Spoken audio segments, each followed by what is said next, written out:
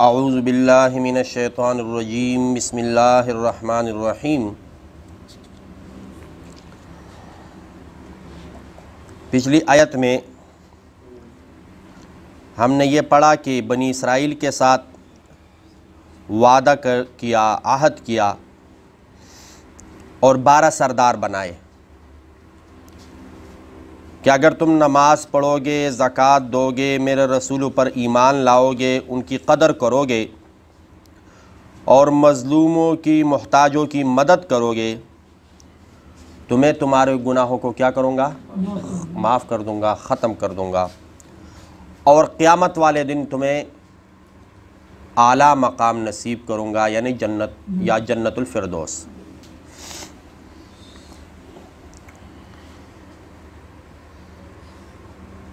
اسی آیت میں یہ ہے کہ اکثریت نے یہ وعدہ توڑا ہے، اکثریت نے یہ وعدہ توڑا۔ بہت توڑے سے ایسے تھے جو اپنے وعدے پر کیا رہے؟ قائم رہے۔ فَبِمَا نَقْضِهِمْ مِيثَاقَهُمْ، بسبب ان کے وعدہ توڑنے کے، بسبب ان کے وعدہ لعناہم، ہم نے ان کے اوپر لعنت کی۔ ہم نے اوپر کیا کی؟ اب یہ تو عربی کا لفظ ہے لعنت، اس کا ترجمہ کیا بنے گا؟ ہم نے ان کو اپنی رحمت سے دور کیا، ہم نے ان کو اپنی رحمت سے ہم کہتے ہیں نا لعنت، لعنت قادیانیوں پہ لعنت، کیا مطلب؟ کہ اللہ کی رحمت سے وہ دور ہو۔ تو یہ کون فرما رہے؟ اللہ رب العزت، کہ ہم نے ان کو اپنے رحمت سے کیا کر دیا؟ دور کر دیا۔ وَجَعَلْنَا قُلُوبَهُمْ قَاسِيَةً، اور ان لوگوں کے دلوں کو سخت کیا، جیسے پتھر یا پتھر سے بھی زیادہ سخت، ان کے دلوں کو کیا؟ کوئی واعظ کی، نصیحت کی بات ان کو سمجھو آتی نہیں۔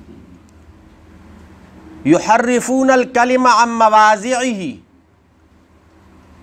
تحریف کرنے لگے، کلمات کو اپنی جگہ سے ادھر ادھر کرنے لگے تورات میں سے۔ ونسوا، بھول گئے، حظاً، بہت بڑا حصہ، مما ذکروا بہ، جس کی ان کو نصیحت کی گئی تھی۔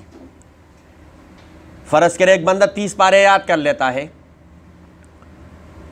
اور وہ ایسے گمراہی میں مبتلا ہو جاتا ہے کہ اللہ رب العزت ان کا حافظہ ان سے چھین لیتا ہے، وہ قرآن بھول بیٹھ جاتا ہے۔ تو ان سے تورات یا موسیٰ علیہ السلام جو بنی اسرائیل کو جو واعظ نصیحت کی گئی تھی وہ ان پر عمل کر رہے تھے، وعدہ توڑنے کی وجہ سے وہ بھول بیٹھے۔ وَلَا تَزَالُ تَطَّلِعُ عَلَى خَائِنَةٍ مِّنْهُمْ، اور ان لوگوں کی خیانت ہمیشہ سب کو سامنے نظر آنے لگا۔ وہ کیا خیانتیں کر رہے تھے وہ سامنے نظر آنے لگی۔ الا، مگر، قلیلا منہم، بہت توڑے ان میں اپنے وعدے پر کیا رہے؟ نماز پڑھتے رہے، زکوٰۃ دیتے رہے، محتاجوں کی مدد کرتے رہے۔ تو اب عادل کا تقاضا کیا ہے کہ جن لوگوں نے وعدہ توڑا ان کو سزا دی جائے، ان کے اوپر عذاب نازل کیا جائے، اور جو توڑے ہیں، وعدے پہ قائم ہیں، ان کو ان کی جزا مل جائے۔ لیکن اللہ رب العزت نے یہاں پر بھی اپنے رحمت، رحمان، صفت رحم کا مظاہرہ کیا۔ وہ کیسے؟ سزا نہیں دی۔ فاعف عنہم، ان کو معاف کر دو۔ فاعف عنہم، ان کو معاف کر دو، باوجود وعدہ توڑنے کے۔ فاعف عنہم، ان کو معاف کر دو۔ وصفح، درگزر کر دو۔ وصفح، کیوں؟ ان اللہ یحب المحسنین، اللہ رب العزت پسند فرماتے ہیں احسان کرنے والوں کو۔ اللہ رب العزت پسند فرماتے ہیں، وہ میں نے آپ کو ایک مرتبہ درس حدیث میں بتایا تھا کہ ایک صحابی تھا، ان کی جو باندھی تھی یا کوئی غلام تھا شاید, اسے کوئی غلطی ہو گئی, اسے سزا دینا چاہیے, تو اس نے کیا کہا؟ فاعف عنہم, معاف کر دو. اس نے کہا جا تجھے معاف کر دیا, جا تجھے. اس نے کہا وصفح, درگزر کر دو.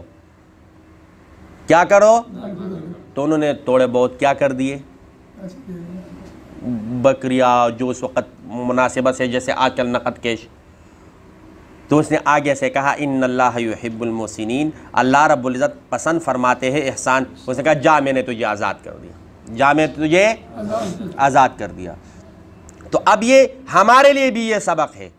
ہم آپس میں یہاں پر دیکھو, کوئی بھی باہر سے آ کر ہمارے ساتھ نہیں لڑے گا, آپس میں ہم لڑتے رہتے ہیں.